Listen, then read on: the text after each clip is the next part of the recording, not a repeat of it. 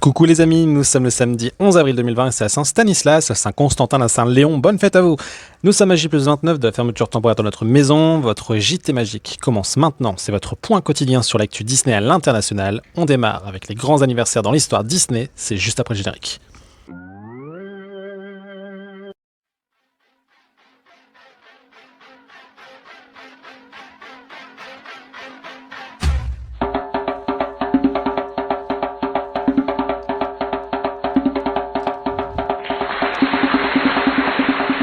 Un JT Express aujourd'hui, mais promis, je vous consacrerai davantage de temps la semaine prochaine, dès mardi.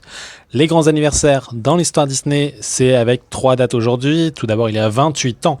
Samedi 11 avril 92, la diffusion de l'émission internationale Euro Disney, l'ouverture. On y reviendra bien plus en détail dans l'émission de demain, dans une édition spéciale en 3 parties. Donc soyez au rendez-vous, n'oubliez pas de vous abonner sur la chaîne YouTube Tony Dalpé si ce n'est pas déjà fait pour la voir dès sa sortie avec une petite notification.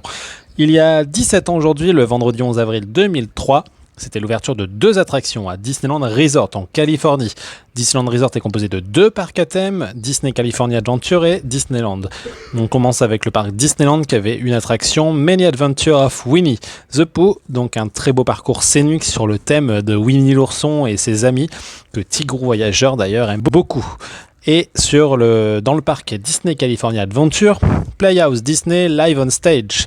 On avait aussi cette attraction chez nous au parc Walt Disney Studios jusqu'à cette année, qui devrait d'ailleurs être remplacée très prochainement par la fabrique des rêves de Disney Junior. On a hâte de voir ça. Et cette date, il y a 12 ans aujourd'hui, le vendredi 11 avril 2008, Philippe Gaz devenait le PDG d'Euro Disney SCA, succédant donc à Carl Holtz. Il prend ses fonctions dès le 1er septembre. Il sera remplacé par Tom Walber au 15 septembre 2014, jusqu'à ce que la grande Catherine Powell prenne le relais depuis le 11 juillet 2016, la première femme à la tête de Disneyland Paris depuis son ouverture. Avant que ce soit Natasha Rafalski qui y soit nommée le 16 décembre 2018. On fait une petite pause les amis, on se retrouve juste après une vidéo d'un passionné. C'est parti. Ma fille Jennifer me demandait depuis très longtemps de venir avec elle à Disney. Alors un jour pour son anniversaire, j'ai dit ok. Donc on est allés toutes les deux. Et puis elle m'a fait découvrir le parc. J'ai ressenti toute la magie qu'il y avait là-bas. J'ai été enchantée de toutes ces boutiques, de tous ces personnages, la grande parade, tout ça, c'était super. Il y avait aussi les manèges, on a fait Ratatouille que j'ai adoré, j'ai trouvé ça trop mignon. On a fait le train de la mine, alors ça si j'avais pu le faire 10 fois, je l'aurais fait.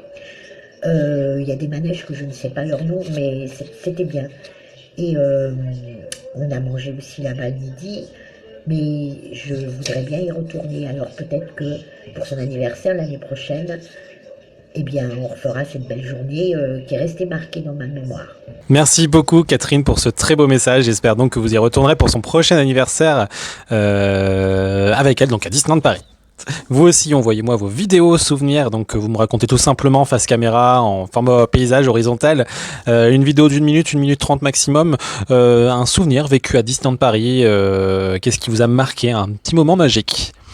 On continue avec les actus médias, mais tout d'abord, un joyeux anniversaire à mon ami Facebook Alex Gabriello, toi, joyeux anniversaire à toi, et également bon anniversaire à vous si vous me regardez aujourd'hui et que c'est votre anniversaire comme par hasard. L'actu média, rien de particulier si ce n'est côté programme télé aussi. Ce soir, soirée Simpsons sur W9, le début de la saison 30 inédite. Par contre, si vous avez Disney+, l'intégralité de cette nouvelle saison s'y trouve déjà. Demain, rien de particulier. En ce qui concerne Disney+, par contre d'ailleurs, il y a un projet de remake live action de Robin des Bois qui vient d'être annoncé, donc c'est cool, on a hâte d'en savoir plus et de voir ça. L'actu parc aujourd'hui, un petit aparté, n'écoutez pas les on-dit de certaines pages, de certains groupes, de certaines chaînes qui veulent juste faire du clic. Disneyland Paris n'a jamais annoncé de date de réouverture. Qu'elle soit proche ou lointaine, on ne sait pas, et encore moins d'une quelconque annulation en ce qui concerne les landes à venir. En Californie, en revanche, oui, le Land Marvel, censé ouvrir le 18 juillet, a bel et bien été reporté. Évidemment, le monde ne tourne pas aussi bien en ce moment qu'avant, voire ne tourne plus du tout, vous le savez. Et il est donc probable que certains événements ponctuels, comme des saisons ou des spectacles, soient annulés faute de temps, de préparation ou d'impossibilité de prévoir si on aura le droit ou non de se regrouper en grands groupes à la fin de ce confinement. C'est d'ailleurs pour ça que la Princesse Run a été annulée, ainsi que notre saison Marvel. Mais jamais Disneyland Paris n'a dit qu'il y avait un risque, à cause de pertes financières, que l'extension du parc Walt Disney Studios, à savoir le Land Marvel, celui de Star Wars ou celui de Marvel, de la Reine des Neiges, soit annulé. Il est bien sûr possible qu'à cause de la crise virale que nous subissons tous actuellement, ça prenne du retard. Oui, on ne sait jamais. Et c'est probable, mais une annulation de ces projets est vraiment très peu probable.